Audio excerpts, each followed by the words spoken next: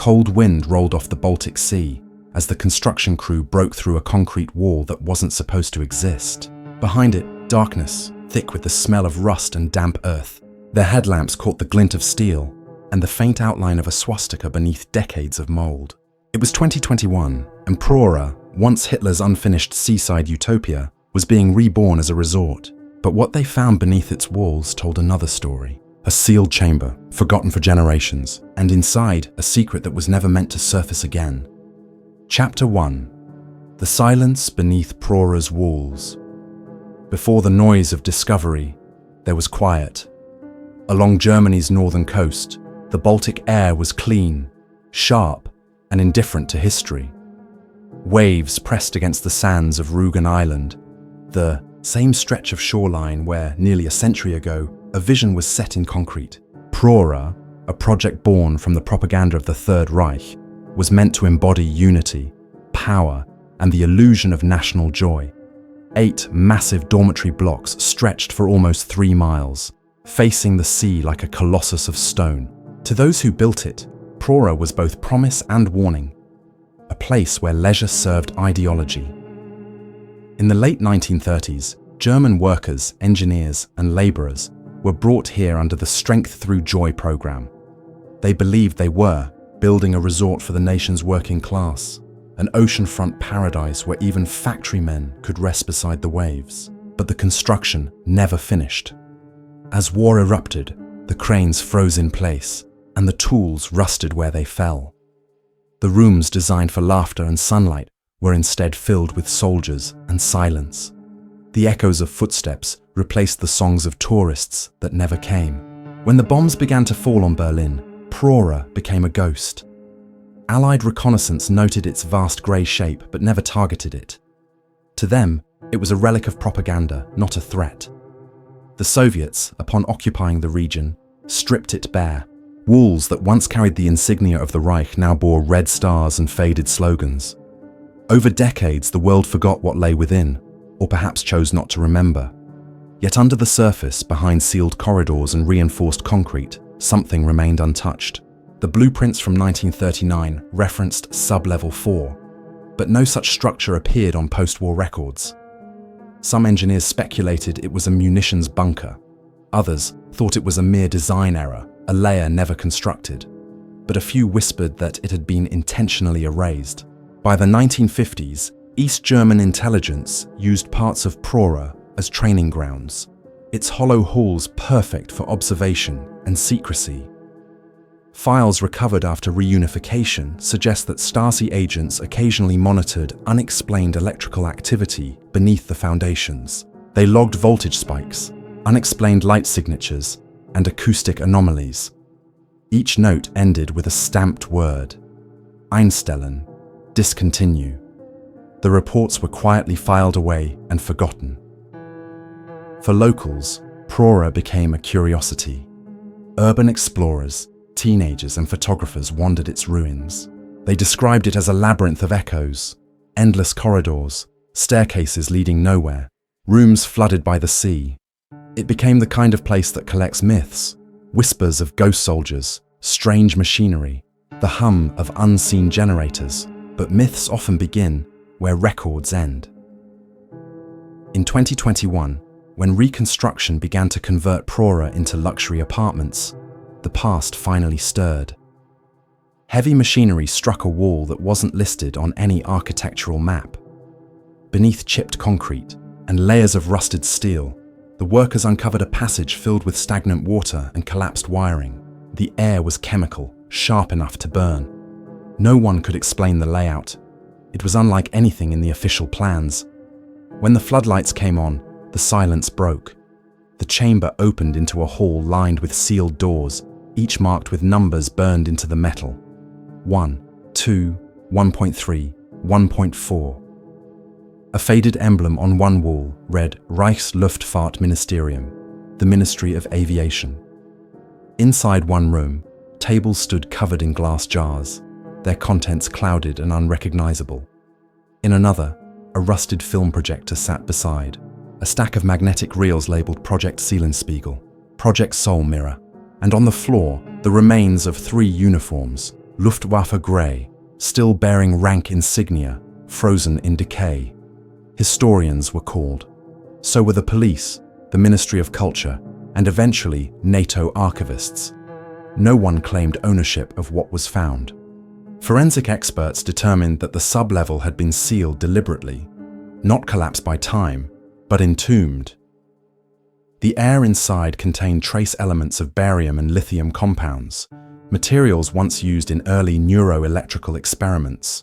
Documents recovered from nearby crates revealed diagrams of what appeared to be sensory isolation chambers connected to electromagnetic arrays. Notes written in German and partially encoded referred to phase shift trials and behavioral induction via pulse fields. To the untrained eye, they looked like early EEG experiments, but the dates, 1944, made them impossible, at least by the known standards of wartime science. When archivists cross-referenced the signatures on the papers, they found one. Recurring name, Oberst Heinrich Weiss, a Luftwaffe officer presumed dead during the fall of Berlin.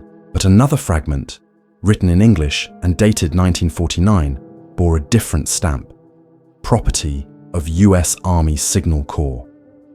Somewhere between surrender and reconstruction, parts of Project Seelenspiegel had been copied, studied, and quietly absorbed into post-war research. That revelation changed everything. It suggested that Prora's hidden sublevel wasn't just a Nazi project. It was a seed that survived the war, buried in secrecy, germinating through the Cold War years. As historians pieced together the fragments, the atmosphere shifted. Prora was no longer just a monument to fascist ambition or Soviet pragmatism. It became evidence of a scientific pursuit that blurred the line between control and cruelty. What the workers found under its walls wasn't just a chamber. It was a time capsule of ideology, technology, and human arrogance frozen in concrete. And above it all, the waves of the Baltic still rolled in, indifferent, washing the shore clean, while beneath, the past whispered, waiting to be heard. Chapter 2: Operation Glass Dove Unsealed. The year was 1947, and the war had left behind more than ruins. It had left questions about technology, morality, and the human obsession with dominance. Across Europe, the smoke had barely cleared when new shadows began to form. The Allies had won, but victory carried its own kind of secrecy. Hidden beneath the celebration was a feverish race to claim the scientists, the blueprints, and the weapons of a fallen empire before anyone else could. From Berlin to Peenemünde, intelligence officers scoured basements and tunnels, pulling crates marked with swastikas into American, Soviet, and British convoys. The men who once built weapons for Hitler now had new masters. Some went west under Operation Paperclip, their names erased and rewritten on US contracts. Others vanished east, swallowed by the Iron Curtain. It was a quiet war fought with silence, and in that silence, new projects were born. One of them carried the codename Glass Dove. Officially, it didn't exist. There were no files, no funding trails, no unit rosters, but fragments of correspondence between the US Air Force and British defense officials suggest that by 1953, a joint task group operating out of RAF Bentwaters in Suffolk was experimenting with unmanned surveillance vehicles, a concept that, at the time, bordered on science fiction. The Cold War was tightening like a noose, and both sides needed eyes in the sky that could see without being seen. Inside that tension, engineers and officers worked under code names. Glass Dove was meant to be a machine that could fly beyond radar range, guided by early radio frequency feedback. A prototype drone long before the term existed. But there was another side to it, something buried deeper in the reports: radiation shielding, sealed control suits, and the presence of scientists whose wartime affiliations had been redacted. At the time, the public saw only optimism, the promise of atomic energy, of a peaceful future powered by the discoveries of war. But in hidden hangars like Bentwaters, progress came wrapped in lead. Test pilots described static interference so intense that their headsets crackled with voices that weren't there. Engineers filed reports of engines that started themselves, of instruments spiking when no power was applied. The language of science blurred with superstition, and then with silence. One diary, recovered decades later from a family attic in Surrey, belonged to Captain Richard Voss, a communications officer attached to Bentwaters in 1956. His handwriting trembled across the pages. March 14th.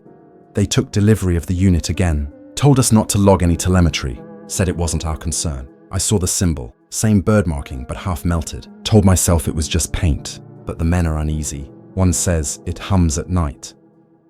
Then, 3 months later, Glass Dove disappeared. The official record describes an aircraft loss during classified exercises over the North Sea. No recovery, no wreckage. For decades, that's where the story ended. But in 2019, construction crews redeveloping the old Bentwaters site unearthed a vault sealed behind a collapsed hangar wall. Inside, film reels, blueprints, and radiation suits bearing the project's insignia, a stylized bird encased in glass. The reels were fragile, their emulsion cracked with time. Yet when restored, they revealed something impossible. Grainy footage showed technicians standing beside a sleek, wingless craft. No cockpit, no fuselage, just a smooth metallic shell suspended on a framework of cables. The film jumped, flickered, then showed the same craft lifting, slowly, as men in heavy suits shielded their faces from blinding light. Moments later, the footage cut to black. Defense analysts reviewing the material were stunned. The technology suggested propulsion methods unknown for that era. Field generation, not combustion. More disturbing were the background audio fragments. Distorted bursts of static that, when filtered, resembled Morse signals. Translated, they spelled a single phrase, "Eagle lost." Dove remains. Declassification requests flooded both Washington and London, but most were denied. The British Ministry of Defense cited ongoing national security concerns. The US Air Force denied any record of Project Glass Dove, labeling it a Cold War myth. Yet the recovered documents, stamped with matching serial numbers, told another story. Test Site 42B, operational from 1955 to 1958. Funding authorized through NATO's Joint Intelligence Committee. Final entry, project terminated. Artifacts sealed pending re-evaluation. What re-evaluation? No one could say. Among the papers was a typed memorandum, unsigned, but bearing an American letterhead. Future deterrence requires more than threat. It requires proof of capability without consequence. The implication was chilling. Glass Dove wasn't just a reconnaissance experiment. It was a demonstration, a controlled event meant to signal to the Soviets that the West had reached beyond conventional limits. A bluff, perhaps, or a weapon. Today, historians still argue over the meaning. Some believe Glass Dove was an early nuclear surveillance drone, a platform for atmospheric sampling in the wake of Soviet tests. Others suspect it was an electromagnetic propulsion test, decades ahead of its time. But for those who've handled the reels, who've seen the images of that silent, glowing object hovering in a hangar where no flight should have been possible, there's a lingering unease. The vault at Bentwaters has since been resealed, its contents catalogued and restricted. But digital copies of the footage leaked briefly online before vanishing again. The men who found them received cease and desist orders within weeks. And yet, the story persists, whispered across forums and late-night history podcasts. A secret born of fear, buried in steel, resurfacing only when the world begins to forget what it once feared most. For the people of the Cold War, truth was always conditional. What mattered wasn't what was known, but what could be denied. And in that space between denial and discovery, between the hum of an unseen engine and the silence that follows, Glass Dove still circles, unseen, a reminder of how the line between science and secrecy was drawn not in ink, but in radiation and shadow. Chapter 3, The Frozen Archives of Kolyma 9. Snow muffled everything. Sound, color, even the sense of time. In the far reaches of Russia's northeast, winter was not a season, it was a sentence. The Kolyma region, once the backbone of Stalin's Gulag system, had swallowed millions in silence. By 1953, it was a land of ghosts and gravel pits, where the permafrost hid both gold and graves. Yet under its frozen surface, another kind of secret was buried, one the Soviet state denied even to itself. It began with a facility known in scattered archival fragments as Kolyma 9. Officially, it was registered as a geological research outpost, one of many tasked with surveying mineral deposits for the Ministry of Media Machine Building, the bureau responsible for atomic energy. But the records don't align. The supply manifests list biological equipment, refrigeration units, and lead containment canisters, not mining drills. Even more suspicious, Column 9 received daily telegraph traffic from Moscow's Institute of Biophysics, a link no ordinary survey post would have had. The truth surfaced decades later, not through declassification but by accident. In 2023, miners expanding a commercial gold concession stumbled upon a collapsed concrete entrance marked with faded Cyrillic. Object 9, Zapresheno. Object 9, Forbidden. Inside, everything was frozen in place.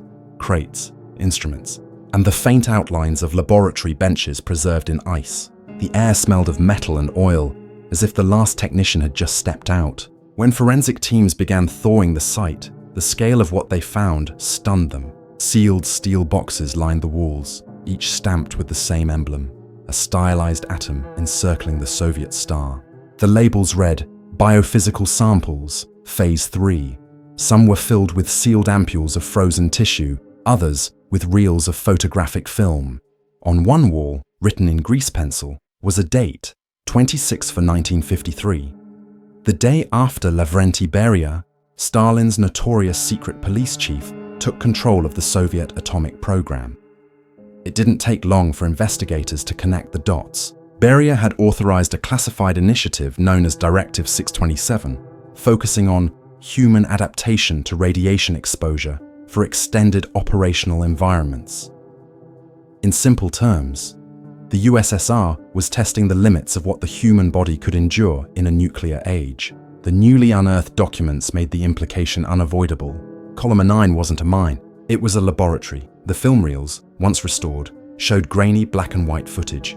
Men in heavy parkas guiding emaciated prisoners into chambers lined with sensors.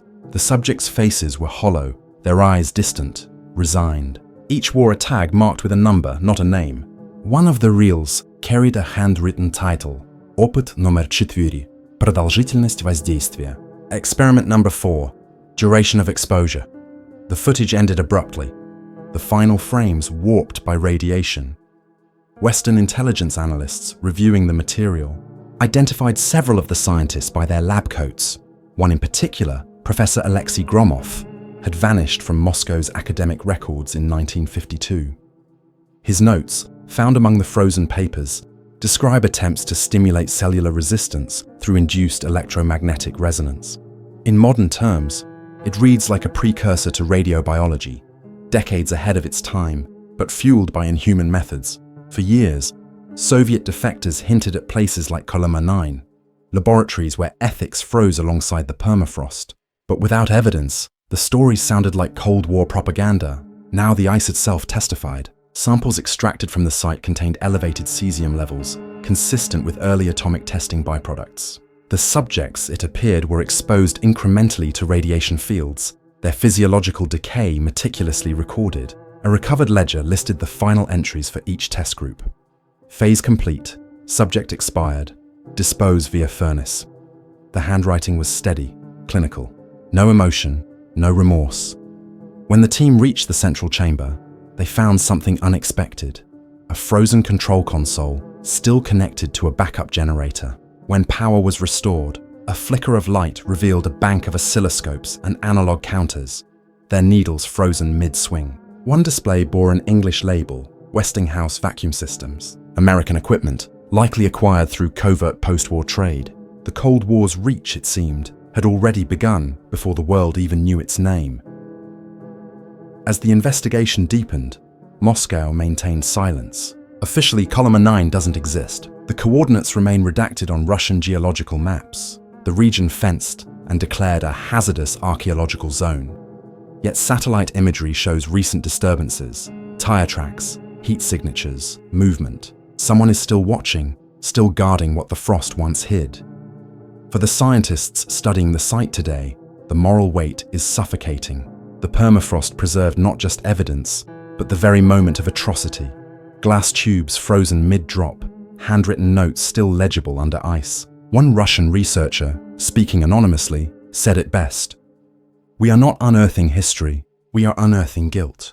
Outside, the tundra stretches endless and indifferent. Snow drifts over the exposed bunker like a shroud. The same wind that once howled through Gulag barracks now whispers through rusted vents. It's as if the land itself remembers and resists the return of voices long buried. When historians look at Column 9, they see more than science gone wrong. They see the intersection of fear and ambition that defined the 20th century. The Soviet Union's drive to master radiation, to claim superiority at any cost, mirrored the West's own silent obsessions. Both sides raced toward a future powered by forces they barely understood, guided by ideologies that justified everything, so long as it was done in the name of survival. The Kolyma site is now sealed again, under ice and official denial, but the recovered documents circulate quietly among researchers and journalists, their pages scarred by frost and time. They remind us of one truth the Cold War always tried to bury, that the pursuit of power, once unleashed, doesn't stop at the battlefield. It seeps into laboratories, into institutions, into the veins of those who believe that progress demands sacrifice. And somewhere beneath that frozen earth, under meters of snow and silence, the last echo of Kolyma 9 endures, the hum of an old generator, still waiting for a command that will never come.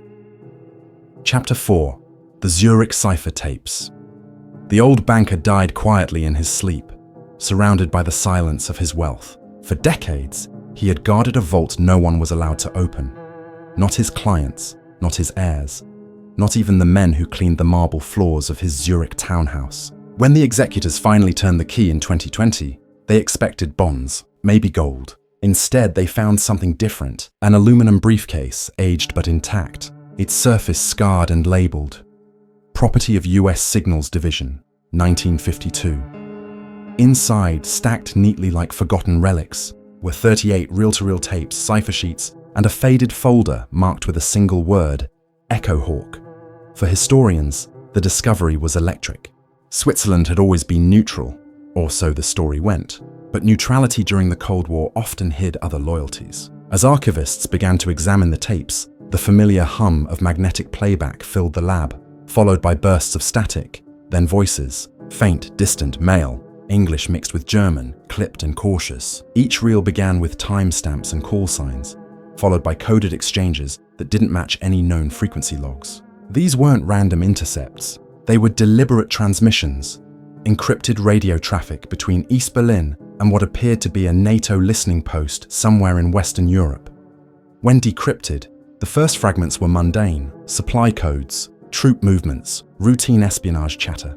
But Reel 14 changed everything. Its audio contained a conversation between two operatives discussing an asset trade, one that must never be recorded.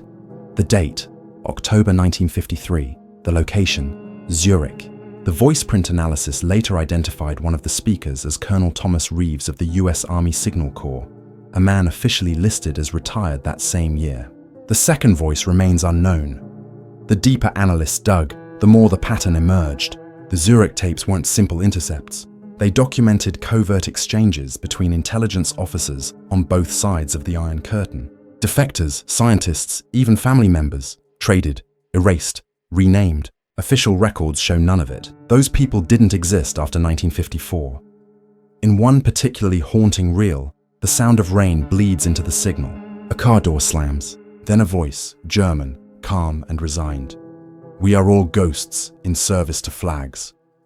The tape ends there, abruptly, like a confession cut short. As news of the discovery spread, the US Embassy declined to comment. British intelligence issued a brief statement denying any involvement in Operation Echo Hawk. But leaks from within NATO archives suggested otherwise. In 1951, under Joint Western Command, a small signals unit had indeed operated out of Switzerland, officially as a weather research group. Unofficially, it monitored east-west transmissions routed through neutral channels, effectively turning Zurich into an invisible communications hub. The unit was dissolved in 1955, its records sealed under the classification Cosmic Top Secret. The banker's connection to it remains unclear. Some speculate he once handled the financial cover accounts that kept the operation running, false charities, trading companies, humanitarian trusts. But his personal diaries reveal something more human. On one yellowed page dated June 1954, he wrote, They said it was for peace. I only remember the faces. Nothing else. The tapes were sent to the Swiss Federal Archives for safekeeping, but not before digital copies leaked into private academic circles. The transcripts revealed cross-identified names, operatives who later appeared in Western psychological studies, in East German informant lists, even in post-war reconstruction programs under assumed identities. Men and women who seemed to vanish, only to reappear decades later under entirely new names. It raised an uncomfortable truth. The Cold War wasn't just fought with weapons or spies. It was fought with people themselves, their identities, their memories, their very existence as bargaining chips. In one recovered message, a US handler tells his counterpart, "Eagle passes at dawn, maintain the facade. Neither side gains if light touches the bridge." That bridge, researchers later deduced, referred not to a location, but to a system. A metaphor for the communication network that linked two enemies pretending not to speak. By the late 1950s, the trail went cold. Operation Echohawk vanished from all surviving records. Many of those named in the tapes were quietly reassigned, relocated, or pronounced dead. The banker, perhaps fearing exposure, sealed the briefcase and never spoke of it again. When he died, the world changed enough that secrecy turned into curiosity, and curiosity into revelation. For modern listeners, the Zurich tapes play like the heartbeat of a divided century. Slow, irregular, haunted. Each transmission carries the echo of a time when every word was coded, every silence measured, every truth expendable. And behind it all, the irony. Switzerland, the bastion of neutrality, served as the crossroads for deception on a global scale. Some historians argue that these tapes, while authentic, only represent fragments, the visible part of a much larger intelligence network that still shapes our understanding of the Cold War.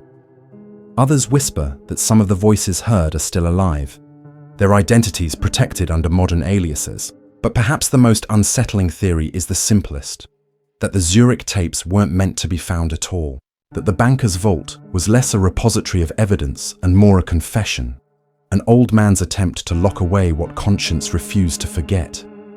Today, the briefcase sits under temperature-controlled glass in a Zurich museum. Visitors can see it but not hear it. The tapes themselves are off-limits, their content classified again, in the interest of ongoing diplomatic relations. Yet every few months, someone leaks another fragment, a single voice, a word, a code. Each time, it reignites the same question that has haunted historians since the first reel began to turn. If the Cold War was built on lies told in whispers, what happens when the whispers finally speak? Chapter 5: The Ghost Factory of Linz Süd. The Austrian sun fell soft over the Danube Valley, catching on the twisted rebar and concrete bones of what was once an empire's industrial pride. For decades, Linz Süd had been little more than a wasteland of soot and silence, an old steelworks complex buried under modern warehouses. But in 2018, as archaeologists cleared the site for redevelopment, the past refused to stay buried. Beneath meters of debris, they uncovered a sealed hatch reinforced with steel and concrete, leading into darkness untouched since 1945. At first, the team thought it was a simple air raid shelter, but the deeper they went, the stranger it became. The walls were lined with heavy wiring, the corridors curved like veins through stone, and the air smelled faintly of ozone. Inside the main chamber, they found the remains of rusted equipment, drafting tables, and shelves filled with microfilm canisters. Each bore the Reich's Eagle insignia and a cryptic marking, AGL-17. The documents inside, once translated, referred to Plasma-Antriebversuch 1944, Plasma Propulsion Experiment, 1944. It was a discovery that made even seasoned historians pause. If authentic, it meant that in the final year of the war, Nazi engineers had been developing propulsion systems decades ahead of anything known at the time. Not a myth, not a rumor, evidence. Blueprints depicted an engine that used electromagnetic confinement to create thrust without combustion. Impossible for 1944. Yet there it was, sketched in pencil on Reich Standard vellum, signed by men whose names later vanished into Allied custody. When the Allied forces occupied Linz, they catalogued every machine and record from the Hermann Göring Werke, the steel complex that had powered Hitler's industrial dream. Yet there was no mention of AGL-17 in the post-war inventories. Someone had erased it, either to protect it or to claim it. And as historians pieced together the fragments, the web began to widen. Several of the scientists listed in the documents resurfaced under new identities in America, quietly absorbed into the rocket programs of Huntsville, Alabama, and White Sands. Others, as Soviet records later revealed, were taken east, their research feeding into propulsion experiments in Kharkov and Samara. The Ghost Factory, as it came to be called, was not a single building. It was a story scattered across borders, its truth hidden by the victors. Inside the Linz Süd chambers, archaeologists found an experimental test stand coated in vitrified residue, evidence of extreme heat. Nearby instruments measured electromagnetic flux, the readings frozen in red-lined positions. Whatever happened there had pushed technology, and perhaps its engineers, to the edge of catastrophe. Then came the most unsettling find. A charred sign bolted to the central console, the paint still faintly visible. It read, "Versuch abgeschlossen." Experiment complete. There were no bodies, no remains, just silence. As news of the discovery spread, journalists and historians descended on Linz, each chasing their own theory. Some argued it was an early jet propulsion test mislabeled as something grander. Others claimed it was part of a desperate Nazi attempt to weaponize plasma discharges, a final gamble for a collapsing Reich. Yet metallurgical analysis told a different story. The alloys used in the machinery contained elements that didn't exist in German industrial catalogues until the 1950s. Someone had altered or continued the work long after the war supposedly ended. That revelation shifted suspicion from wartime Germany to the chaotic years that followed. US occupation. Records show that Linz Süd remained off-limits to journalists and the general public until 1950. The area was controlled by Allied technical intelligence units, the same ones tasked with recovering advanced German research. One report, declassified in fragments, mentions continuing technical evaluation of propulsion apparatus, location undisclosed. It was never disclosed because the apparatus was right there, beneath Linz. For decades, whispers persisted among engineers working in the early US space program. Some spoke of foreign papers, translated in secret, blueprints that described engines powered by magnetic confinement fields. They dismissed it as coincidence. Until now. The discovery of AGL-17 gave those rumors weight. But beyond the science, the story carries something heavier. A reflection of how human ambition endures, regardless of regime or morality. In the ashes of war, every nation wanted to own the future. The Americans called it Operation Paperclip. The Soviets had their own versions. Both sides took what they needed, people, knowledge, even ethics, and buried the rest beneath bureaucracy and concrete. The Linz Süd facility, once cleared and documented, was sealed again. Austrian officials cited contamination risks, but the investigators knew better. They had seen the signatures, the familiar hand of the past looping into the present. What began under the Reich had not ended there. It had simply changed its flag. Outside, the Danube flows quietly past the industrial ruins, reflecting the sky like liquid steel. To an unknowing passerby, it's just another forgotten sight, another relic of war fading into peace. But beneath it lies a reminder of how thin that peace truly is. A labyrinth of steel and ambition, where scientists dreamed of engines that could reach beyond Earth, while their world collapsed around them. In the end, the Ghost Factory is not just a story of machines or experiments, it's a story of continuity, of how progress survives morality, and how knowledge, once created, refuses to die. The men who designed AGL-17 may be long gone, their loyalties dissolved by time, but their work, their obsession with transcending limits, echoes in every propulsion system, every classified program that followed. History doesn't end when the documents are sealed. It lingers, humming in the dark corners of archives, in the pages marked top secret, in the basements where engineers still chase the impossible.